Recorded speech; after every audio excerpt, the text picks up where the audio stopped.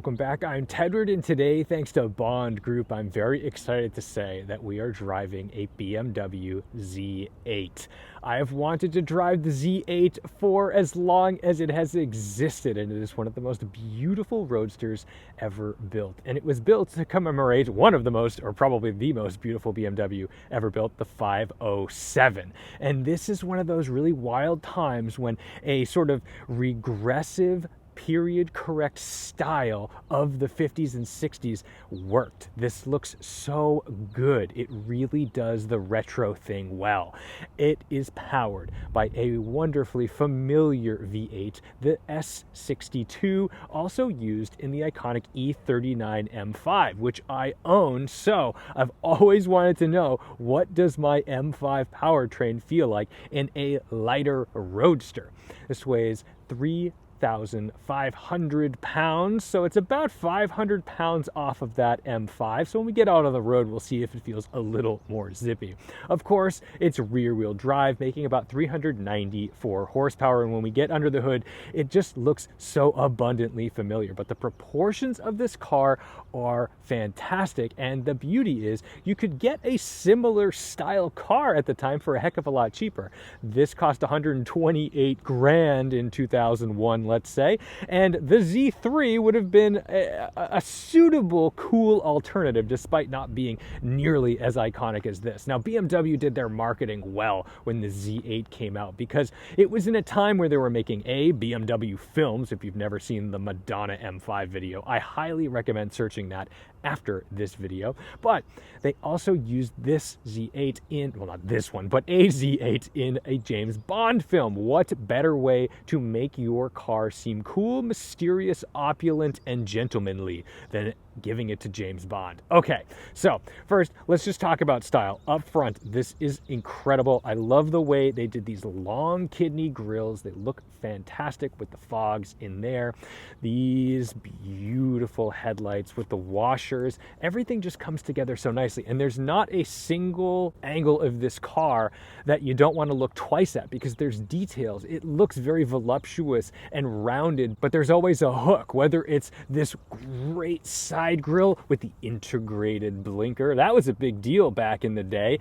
Or if you come around the back, these nice narrow taillights are beautiful. And the ambers, I believe, were only designed for the European market. The US market had to have the reds. There's certainly nothing out there like this. I love the way this trunk just kind of pinches off at the back, and it's got a wide stance. This is no slouch. It looks beefy, it looks menacing, and yet it doesn't sound outrageous because this S62 isn't some straight piped monster. No, it's classy. Yes, it's got the grunt, and it will make some noise when you get into that pedal, but it doesn't just blast you like a Mustang. Gluing the Z8 to the road is a 245 section tire up front and a 275 section tire in the rear. They're 18-inch wheels, so it's a very similar setup that we'd see on the E39 M5. Let's take a look under the hood. Oh, these great little doors. And down here, some other things. This is your trunk release. This is your gas cap. I gotta realize there's a bunch of quirky, fun features in the car. Sorry, Doug DeMuro. I'm not stealing your word. It's just the truth on this one. Under the hood, there she is, our very familiar S62. So maybe you're not getting some bespoke wild engine in your Z8, but the fact that this engine was only ever shared with the E39 M5 does make it cool. And the idea that this low-end torque monster, it's a 4.94 liter V8 if we want to be specific, is going to make this 3,500 pound roadster feel pretty darn quick. The trunk actually has reasonable amounts of space. You could utilize this. This is okay. But you didn't come here to hear me wax poetic about how beautiful it is and all that stuff. We want to drive it. We want to get an idea of what this thing really is like. So let me find this key somewhere in my pocket and start it up. Okay, so not your normal startup procedure of a BMW from this era. Our ignition is up here because we do have this central gauge cluster, which is pretty wild. And then we can go ahead and turn this into the accessory position and a push to start, which would have been a pretty big deal.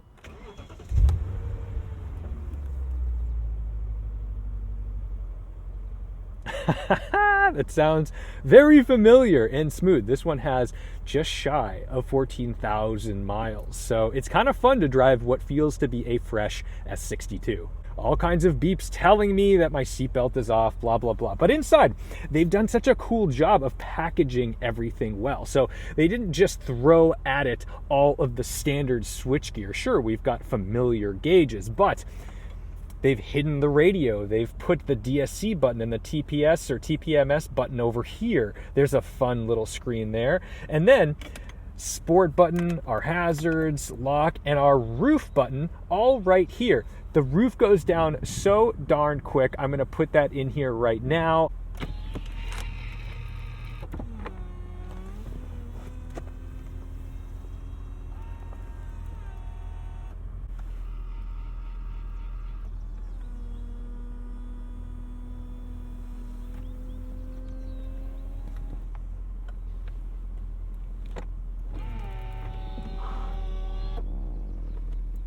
You've got little storage cubbies here, here, and my favorite, I don't know if this Motorola StarTAC was original with the car or if it was added, but you gotta love a period correct flip phone. Actually, let's take a look, just for kicks. There it is. What a beautiful thing. That's one of the things I always liked about those Maybachs is they did have a Maybach branded StarTAC.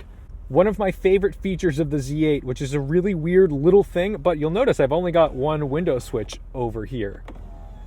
So how on earth am I supposed to put that window up? Well, I can use the mirror switch, knock it to the right, and now that is my passenger window button. Or if you select the middle, you can actually put both windows down at the same time.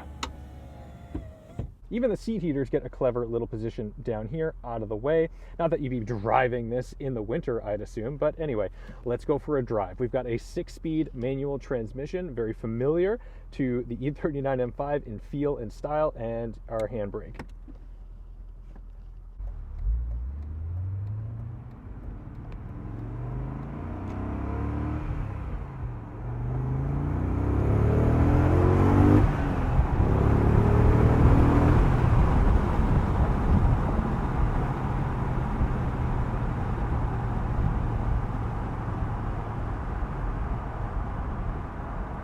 Now the beautiful thing about the S62 is that it's got all this beautiful low and mid-range torque. You don't always feel like you need to rev it out to redline. In fact, it doesn't really feel natural to do that.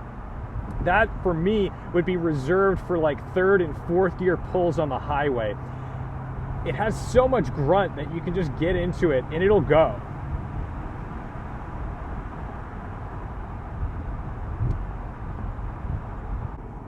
The suspension is so good. It's supple but firm. It has a little bit of body roll, but allows for me to go over the bumps without rattling my teeth out.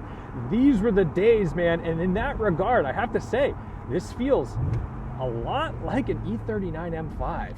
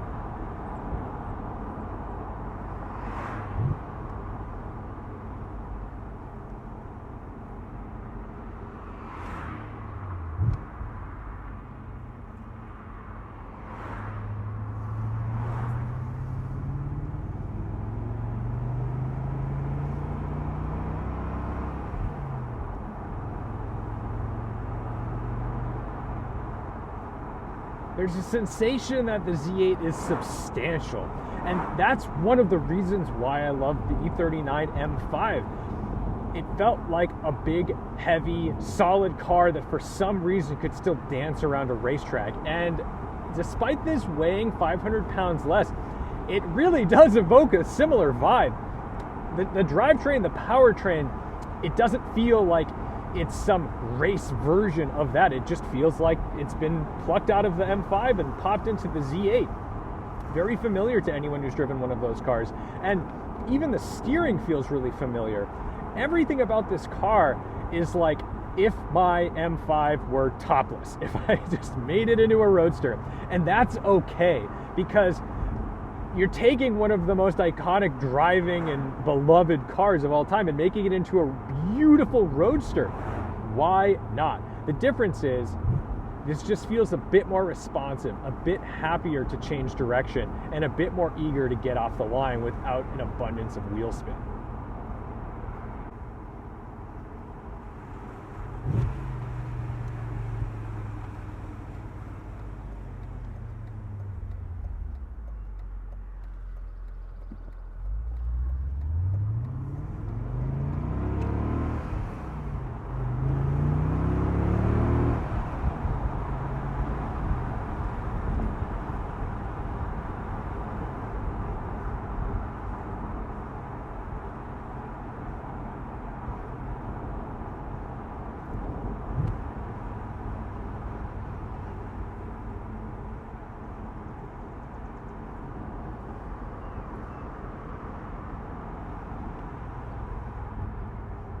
Having this gauge cluster out to the middle, you know, it is a little inconvenient, especially for the tach. I mean, I'd honestly rather have the tach closer to me than the Speedo, but that's all right. I think what it does, though, is I'm not even focused on it. I'm just in tune with the car. I'm just driving the car how it wants to be driven. I'm shifting when it feels natural.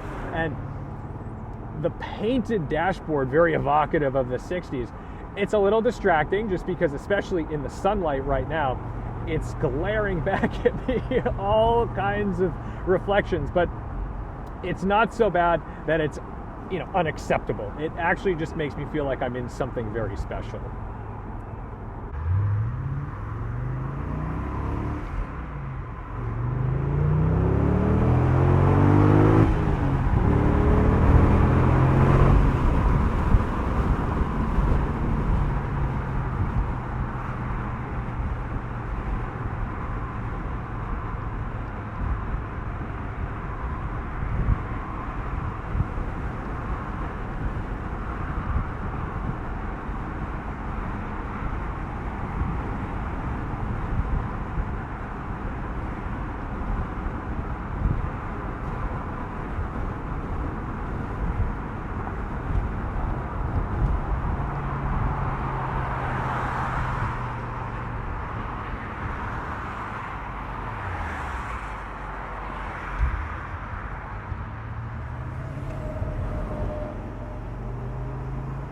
All BMW Z8s were a 6-speed manual transmission with an S62 V8. But Alpina made a Z8 with an M62, the non-M variant. I know that's confusing to the non-BMW fanboys, that the M is not actually an M engine and the S is, with an automatic gearbox. And man, I'm sure that thing is great. It is beautiful and it has the cool spoked Alpina wheels and all that good stuff, but this is the way to have the car. This is 100% the way to have the car.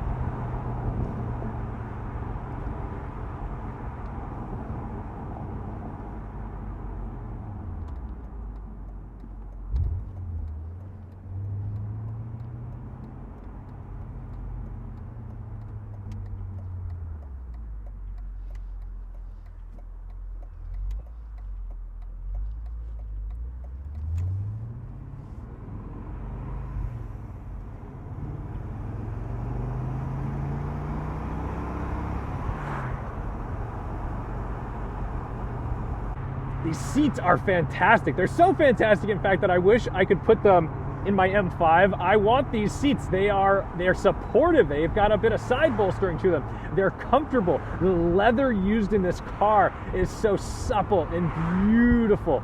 I want more of this in my life, man. Where did old BMW go? These were the days. So at the wishes of the owner, we're being pretty gentle with it today, and I 100% respect that. I hope you've enjoyed a little tour around town in a BMW Z8 and got a feel for what it's like. Honestly, as special as this car is, it makes me feel like the E39 M5 is right up there with being a very special driver's car, because this doesn't feel far off from that. I do think that if you just hacked the roof off your M5 and took a bit of weight out of it, it would feel a lot like this. So if you feel like, man, I'll never experience that, you've gotten close if you've driven one of those. Thank you so much to Bond Group. Thank you to you guys for watching, liking, commenting, and subscribing and supporting the channel. It means the world to me, and it's great that I can bring some incredible cars to you that otherwise I would never be driving without this platform, without this channel. So don't forget to respect the drive, and I'll see you in the next one.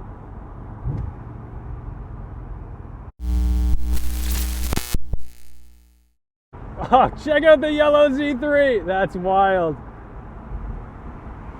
He doesn't even know. He's like, what the heck was that? He gave me like the most lackluster response to that. If I saw a Z8 and I was driving in a Z3, I would lose my mind.